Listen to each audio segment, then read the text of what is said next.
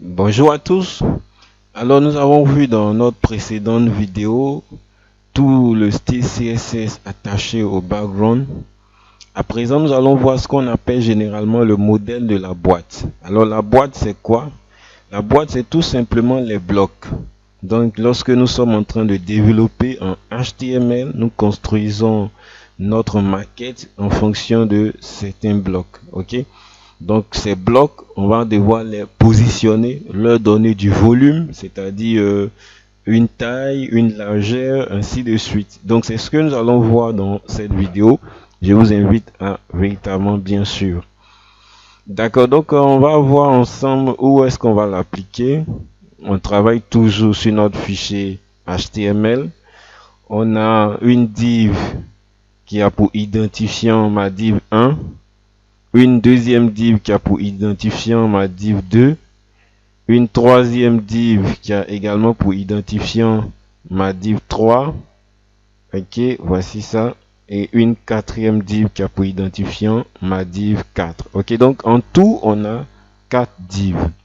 On va appliquer notre style au niveau de ces différents blocs. On va pas choisir tous les blocs, mais on va choisir ici dans notre exercice ma div 2 pour notre exercice. Ok. Alors la première propriété que nous allons appliquer, c'est la propriété width. Vous l'aurez remarqué, width et height, ce sont des propriétés qui vont nous permettre de donner quoi? La largeur, ok, au niveau de width et la hauteur au niveau de height. Donc si je décommande ces deux éléments, ok, vous allez voir que ça va s'appliquer, mais il faut en plus de ça leur appliquer des bordures pour pouvoir voir exactement ok ce que la boîte va contenir. Donc si j'actualise là,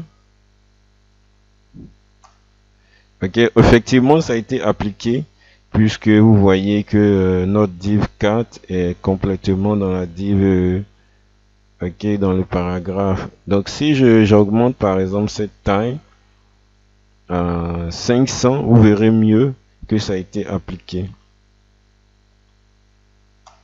Ok, donc comme vous le constatez, ça a été appliqué effectivement. Donc le height permet de gérer quoi? Au niveau d'un bloc, la hauteur de cette boîte. Et puis le width va nous permettre de gérer tout ce qui concerne la largeur. Ok, donc comme je vous l'ai dit, pour être encore plus à l'aise, on va ajouter d'autres éléments. Donc voici les valeurs que peut prendre height et width. Il peut prendre des valeurs en pixels, des valeurs en pourcentage. Il peut prendre la valeur auto, c'est-à-dire il va suivre le contenu. Il peut prendre la valeur initiale ou la valeur inhérite. Ok, inhérite et initiale, ça j'ai déjà expliqué à plusieurs reprises. Ok, donc ici, comme je vous ai dit, on peut lui donner la valeur auto. On préfère plus lui donner cette valeur auto. Ok, alors je vais lui appliquer des éléments pour qu'on puisse avancer aisément. On va lui appliquer des bordures. Avec la propriété border, on pourra avoir des bordures, pouvoir lui appliquer une couleur et pouvoir voir en fait la position de ce contenu. Ok, donc ici par exemple, je vais lui appliquer la propriété border qui est ici. On va revenir plus tard à la propriété margin et padding. Donc si je lui applique border, ok, border ici en fait c'est aussi une écriture en shorthand, ok, parce que c'est un condensé. On peut appliquer avec ça permet d'appliquer toutes les propriétés liées aux bordures, ok. Donc parmi ces propriétés, on a border style, on a border width, on a border color. Et également, on peut lui donner initial et inherit, ok. Donc border style, ce sera le style de bordure. Est-ce que c'est en solide? Est-ce que c'est en dash? Border width, c'est la taille en fait de notre bordure. Et border color, bien entendu, la couleur de cette bordure. Ok. Donc dans notre cas ici, on a pris un border width de 2 pixels, un border style qui est solide et un border color qui est red. Ok, donc du coup on aura un cadre, un rouge comme ça. Donc comme vous pouvez le constater, on a notre conteneur qui a pris maintenant des bordures en rouge, tout simplement. Ok. On pouvait lui appliquer un autre style de border qui est le border radius. Alors le border radius c'est quoi? Ça va nous permettre en fait de pouvoir, bien entendu, pouvoir arrondir notre bordure. Donc si je veux des bordures arrondies, des bordures qui seront dans les coins, qui auront des coins arrondis, je vais utiliser la propriété border radius. Ok. Alors il y a plusieurs applications parce qu'on peut utiliser border radius pour également faire des conteneurs qui sont carrément des secs. Ok. Donc si j'actualise, comme vous pouvez le constater, les bordures sont arrondies de 10 pixels. Ok. On peut lui appliquer des valeurs également en pixels, en pourcentage, ça dépend de ce que vous voulez. On peut lui donner également inherit et initial. Ok. Donc ça, c'est ce qui concerne les bordures.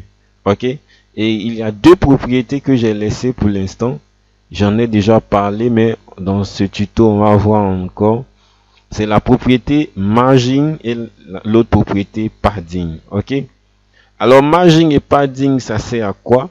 Margin va nous permettre de gérer ce qu'on appelle la marge externe. Ok. La marge externe, c'est la marge entre deux blocs.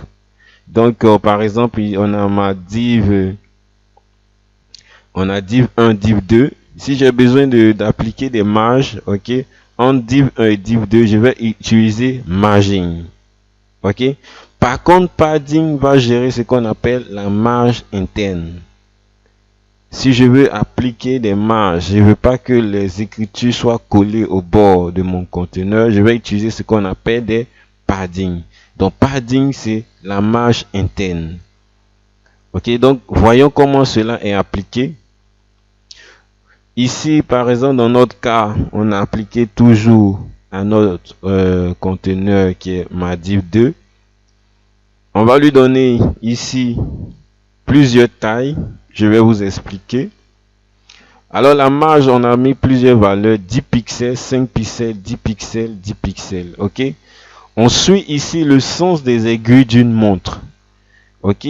En top, on lui dit prends la valeur de 10 pixels. Ensuite, on passe au right. Parce que vous suivez le sens des aiguilles d'une montre. Ok. Donc, par exemple, il sera midi. Après midi, on va parler de 15 heures. 15 heures, on va parler de 18 heures. 18 heures, on va parler de 21 heures. Donc, le sens des aiguilles d'une montre. Du coup, on a top, c'est-à-dire en haut. Right, c'est-à-dire à droite. Bottom, c'est-à-dire en bas. Et puis left, c'est-à-dire à notre gauche. Donc, les quatre valeurs possibles. Du coup, on peut se dire, on a envie de dupliquer deux valeurs. Si j'ai envie de dupliquer deux valeurs, par exemple, je peux enlever deux autres. Ok. Donc, cette écriture, ça veut dire quoi? Prends en haut et en bas, c'est-à-dire en top et en bottom, 10 pixels. Et ici, prends en right et en left, prends seulement 5 pixels. Ok. Donc, du coup, je vais déjà appliquer ça pour que vous voyez mieux. Si je prends cette valeur, lorsque j'actualise, effectivement, il a appliqué les dimensions que nous lui avons demandé. L'espace en haut, l'espace en bas, l'espace à gauche et aussi à droite. Ok. Ici, c'est plus grand parce que on n'est pas à 100% de notre page. Ok. Par la suite, comme je le disais, on va voir une deuxième façon de le faire. Ici, il va appliquer les valeurs 2 à 2. La première valeur va concerner le top et le bottom. Ok. Donc, on sera en top de 10 pixels, en bottom de 10 pixels. Ensuite, on va passer à un right de 5 pixels et ensuite à un left de 5 pixels. Donc, la même valeur est appliquée deux fois. Ok, donc comme vous pouvez le constater, c'est exactement ce que nous avons eu. Ok, je vais agrandir les valeurs pour qu'on voit mieux. Si je prends ici 50 pixels et que j'actualise, ok, vous voyez, en bottom et en top, on a eu quoi? Exactement les 50 pixels qu'on a demandé. Ok. Donc, c'est pareil, ça s'applique. On pouvait lui ajouter aussi une troisième valeur, comme ça. Ok. Peut-être 20 pixels. Et puis, j'actualise.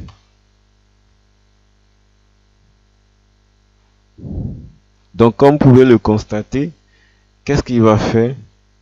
Il va agir ici, ok, en top. Il va agir ici, ok, au niveau du right. Et il va agir ici, au niveau du bottom. Donc, par exemple, ici, on a 50 pixels. Ici, on aura 20 pixels.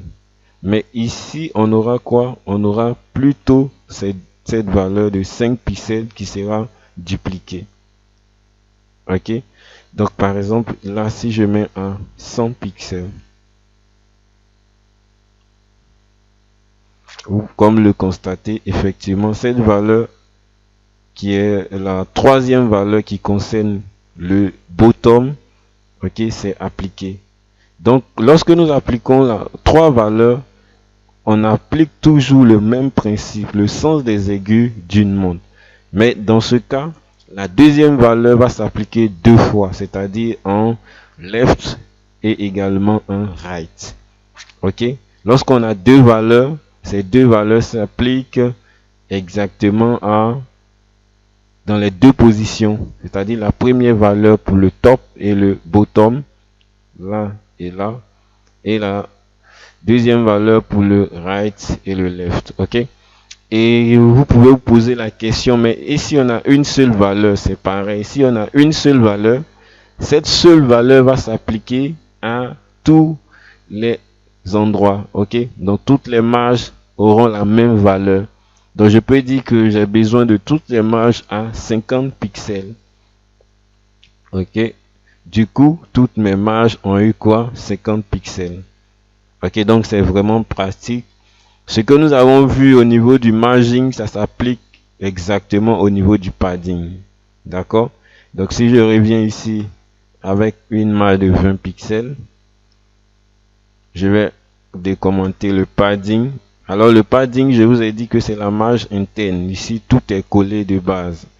On va actualiser. Et comme vous voyez, il y a eu de l'espace. Ici, on est plus à l'aise, notre texte est plus aéré, c'est plus lisible, d'accord? On va voir ensuite cette propriété, ou disons cette valeur. Tout à l'heure, je ne vous ai pas montré. C'est la valeur dashed au niveau du border. Ok, alors dash, ça c'est le border style, en fait. Vous pouvez appliquer, au lieu de border, tout simplement appliquer un border style. Ça ne pose pas de problème.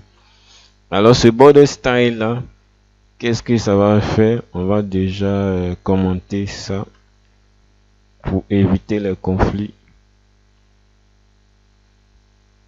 Ok, donc du coup il applique quoi? Des bordures, mais qui sont en fait des pointillés. Comme vous pouvez le constater, ce sont des pointillés. Donc ça, c'est le border style qui nous permet d'avoir cette valeur qui est dashed. Ok? Donc on a solide, on a dashed, ainsi de suite. Il y a d'autres que vous allez devoir chercher vous-même. Ok? Ensuite, on a ce qu'on appelle le box sizing. Alors le box sizing, c'est quoi? Lorsque j'applique par exemple un padding, alors mon contenu va subitement augmenter de volume. Ok, pour pouvoir vous expliquer, je vais commenter ça. Et puis, on va actualiser pour qu'on voie ensemble. Donc, on actualise, on voit que exactement mon bloc aussi a diminué de volume. Ok, mais si j'ajoute le padding, l'espace que je mets, ça fait augmenter aussi, ok, le volume de mon conteneur. Ok, comme vous pouvez le remarquer, ça grandit encore. Alors, c'est là que va intervenir box sizing. Box sizing je vais lui dire quoi? Je vais lui dire, mais si il y a un padding, en fait, ce que je te demande, c'est de ne pas appliquer, ok, d'espace supplémentaire. Ok, donc je peux lui ajouter comme valeur border box. Ok, donc par exemple, on va actualiser ça. Ok, donc comme vous pouvez le constater, le border box, il a pris en fait le volume du border. Mais si on prend un content box,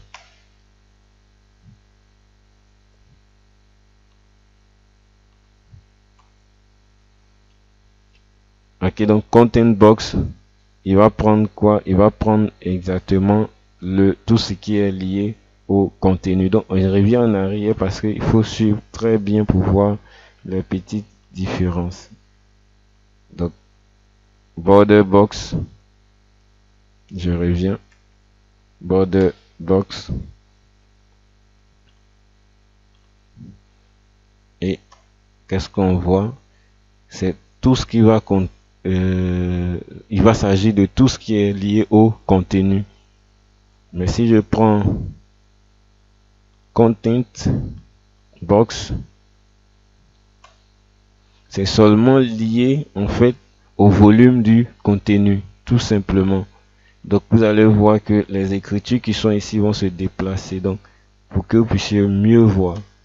Ok, donc vous voyez, en fait, c'est le volume qui a changé. C'est pourquoi vous voyez que les écritures qui sont ici, ok, qui étaient arrivées quelque part ici, ont pu se déplacer. Je reviens encore une dernière fois pour que vous puissiez voir la petite nuance. Ok, c'est très très rapide, mais suivez bien. Ok, donc encore border box. Donc quand j'actualise, vous voyez, puisque le volume est encore plus grand. Donc ce test là même arrivé ici, on a même pariature comme dernier mot. Mais si je mets, comme je vous ai dit, content box, le volume est encore plus réduit. Du coup, notre test, ok, vous voyez, cette partie est montée parce que notre volume est encore plus, disons, notre volume est encore plus grand. D'accord? Donc, voici ce on peut avoir au niveau de ce qu'on appelle le box sizing. Ok. Du coup, si par exemple je mets ici, j'augmente pour mettre 50 pixels en top. 50 pixels en top. Ok. On a notre contenu qui a encore pris du volume. Et si je vais en border box, voilà. Donc du coup, on a notre conteneur qui est là. Et nous, on a juste à modifier quoi? Le fond. Tout ce qui est à l'intérieur. En utilisant le box sizing. Ok? Donc je vais commenter ça. Et puis on va revenir à une valeur raisonnable de 10 pixels.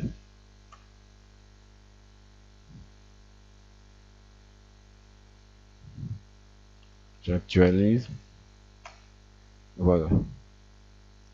Donc ensuite, après le box sizing, on a quoi?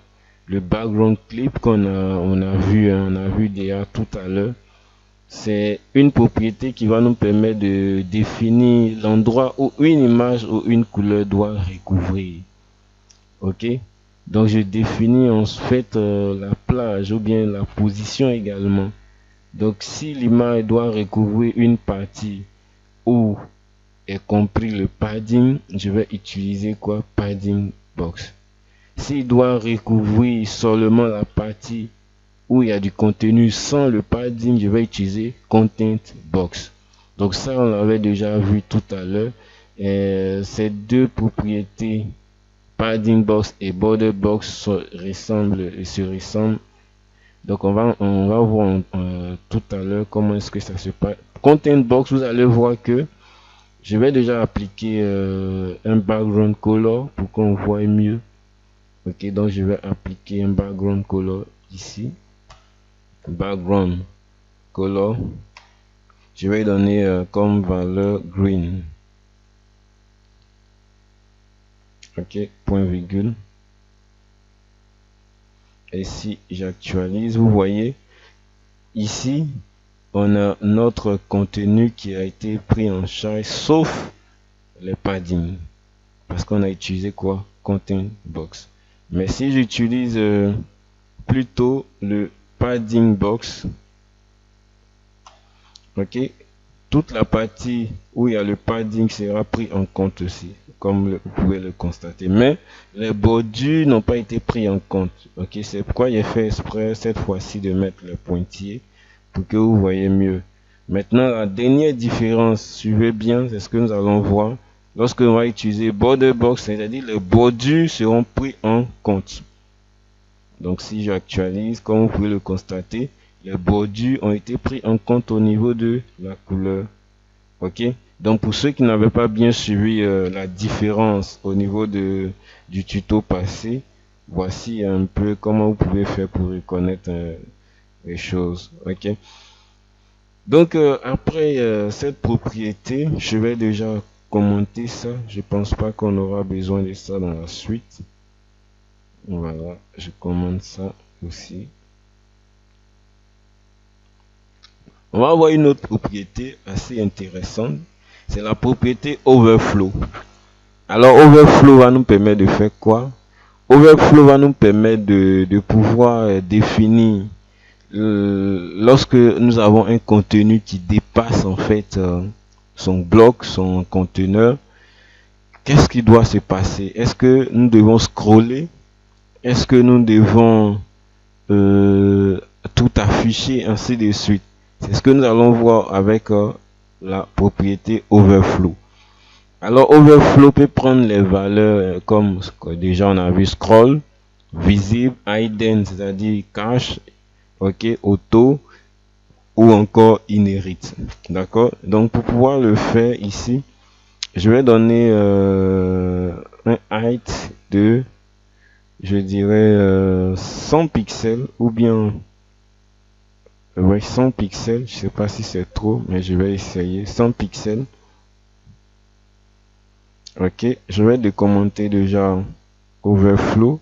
Je l'ai mis en scroll. Du coup, tout ce qui va dépasser, on va en fait pouvoir scroller. Vous voyez comme nous sommes là.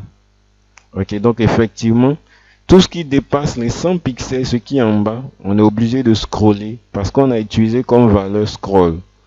Ok, donc on peut utiliser les autres valeurs aussi pour pouvoir tester vous-même. Faites-le, soyez curieux, testez les autres valeurs. J'ai dit, il y a la valeur visible. C'est pas du tout compliqué le CSS. Donc visible, cette fois-ci on ne scrolle pas, mais c'est seulement ceux qui ne dépassent pas, qui sont dans notre conteneur. Ok, donc il y a plusieurs valeurs qu'on pouvait utiliser ici. J'ai dit il y a auto, ainsi de suite. Donc on va essayer auto aussi pour voir. Si j'actualise, voilà, auto, il va scroller parce qu'il sait effectivement que le conteneur dépasse. Ok, donc c'est vraiment intéressant d'utiliser cette propriété. On va l'utiliser tout à l'heure encore avec en combinaison avec une deuxième propriété, notamment le resize pour pouvoir redimensionner manuellement. On va revenir sur cette propriété là tout à l'heure. L'autre propriété c'est bien sûr max width pour pouvoir définir une taille maximale. Ok, on va voir aussi min width, mais voyons déjà max width. Ici par exemple, ma taille, mon width, je lui ai dit c'est 90 pixels, mais il va plus prendre ça en compte parce qu'il va lui dire non, mais le max width, ça sera cette fois-ci 60 pixels. Du coup, mon conteneur qui est là, au lieu de prendre les 90%, désolé, il va prendre plutôt 60%. Donc, vous voyez, si on actualise, qu'est-ce que vous constatez? Effectivement, il a pris 60%. Et même si j'augmente là, si j'augmente à 100%, il ne prendra pas en compte parce qu'on lui a dit le max width c'est plutôt 60%. Donc comme vous pouvez le constater. Ok, donc c'est aussi la variante qui est min width. Donc si je commande ça, ok, et que je prends le min width par exemple à 70, ok, 70%, je décommente. Et puis je prends mon width ici à 50%. Donc je suis en train de lui dire non, prends 50% alors qu'ils ont déjà établi, ok, selon les règles à 70%. Donc lui, il ne va pas écouter les 50%.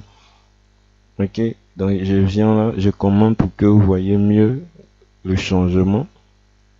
Normalement, les 50% c'est ici. Ok, mais quand je lui applique le min width, il ne regarde plus puisque celui-là il n'est plus dans la marge du min. Donc lui il prend directement la valeur du min. Ok, donc il va prendre plutôt les 70%. Ok, mais cette fois-ci, si je dépasse les 70 et que je prends 90, il sera obligé d'aller jusqu'à 90 parce que là, je dépasse le min. Ok, comme vous pouvez le constater. D'accord? Donc, j'espère que vous avez suivi. Alors, les derniers éléments que nous allons voir, c'est dans les avant-derniers. Ok? C'est Outline Width. Il est un peu semblable au border que je vais commenter déjà.